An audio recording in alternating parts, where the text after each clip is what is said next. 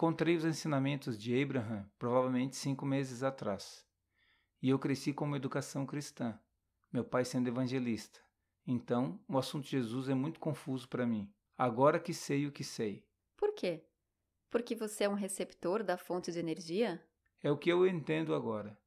O que me ensinaram é que Jesus era literalmente o Filho de Deus, que veio à Terra, viveu uma vida perfeita e como nosso substituto morreu em nosso lugar e que teremos vida eterna se o seguirmos. Certo. Um passo de cada vez. E vamos clarear isso. Ele era o quê? Filho de Deus, o que acredito que nós somos. Uma extensão da fonte de energia. Essa é uma outra forma de dizer. Você sabe quantas vezes isso já foi traduzido e é de se admirar que isso faça algum sentido. Sim, E o que mais? O que vem depois? que ele veio aqui e sua intenção ou sua missão do céu ou da fonte era, porque somos todos depravados do momento em que nascemos nesse mundo de natureza pecaminosa. Nós precisamos de salvação. Isso é o cristianismo, não sou eu. Eu tenho tentado entender minha vida toda. Mas se você, só um pouco, der a eles o benefício da dúvida, porque nessa afirmação também há um cenário que é algo como perceber que não havia muita alegria e amor como é possível, não tão diferente do que o que falamos a respeito aqui hoje, que a vida pode ser melhor, que existem leis do universo que, uma vez entendidas, você pode, em outras palavras, não é tão diferente. E o que mais? Acho que aonde eu queria chegar é... Mas queremos ouvir o resto, pois você montou um cenário e queremos aparar as arestas nisso um pouco. O processo de pensamento que eu estava adotando era que esse era quem Jesus era e que todos éramos pecadores necessitando salvação. Ou que, através da meditação, e você sabe é isso que aconteceu, ele encontrou alívio, como nosso amigo de antes. Ele foi atingido na cabeça e queria que outros encontrassem o mesmo alívio. Essa seria a parte da salvação. Essa não é a parte confusa para mim.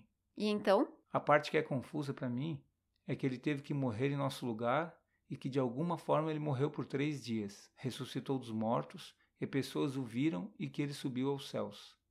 Bom, ele surgiu no não físico e, portanto, a vida é eterna e não há morte. O que aquelas pessoas estavam vendo como a realidade de que ele realmente voltou dos mortos? Isso aconteceu? Houve uma pessoa chamada Jesus que estava aqui no planeta Terra, que estava tão em alinhamento que contrariou as leis da física? Se ele estivesse tão em alinhamento que contrariou as leis da física, não o teriam colocado na cruz. Exatamente. Mas ele não era tão diferente de tudo isso que você disse. Ele não estava tentando viver a sua vida por você. Ele ressurgiu no não físico, mostrando a vocês o caminho. Não queremos que você volte 20 anos... Tenho só 30. Pode imaginar como nos sentimos sobre esse cenário todo? Mas a razão pela qual queríamos elaborar mais a respeito disso com você é porque o que Esther notou, porque Esther não aceitava uma base religiosa ou algo do tipo, embora estivesse ao redor dela. Mas o que ela percebeu, enquanto está agora ouvindo pelos ouvidos de Abraham, é que ela pode encontrar pedaços em todas as religiões, que ela entende que fazem muito sentido.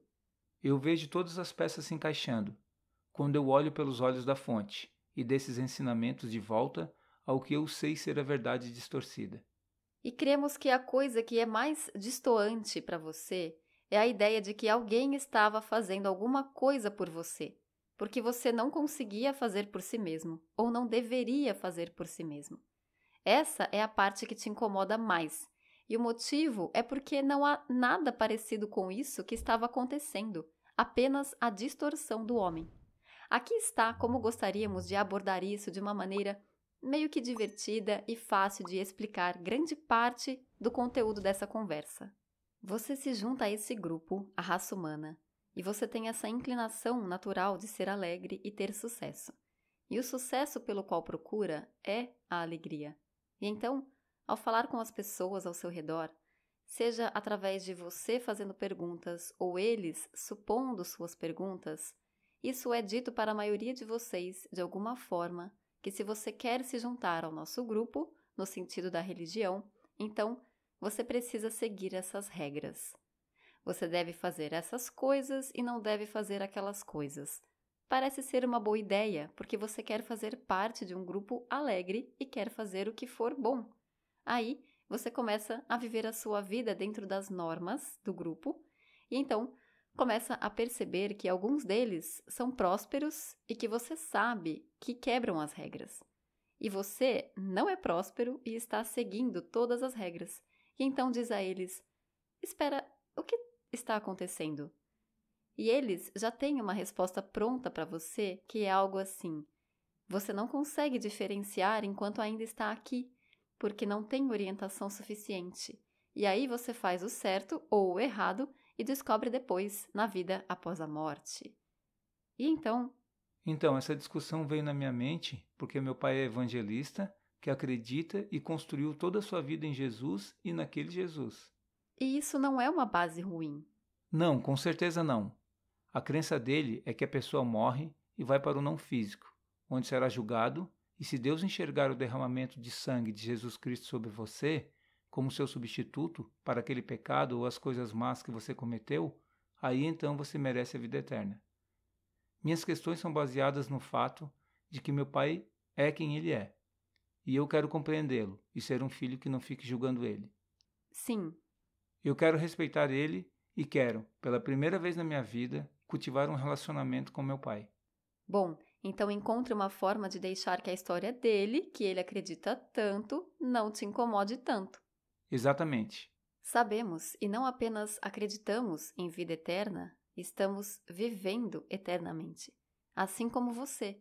Então, qual parte do que ele acredita é difícil para você aceitar? É difícil para mim aceitar que o cristianismo ou a Bíblia são os únicos caminhos para a vida eterna com Deus e ponto.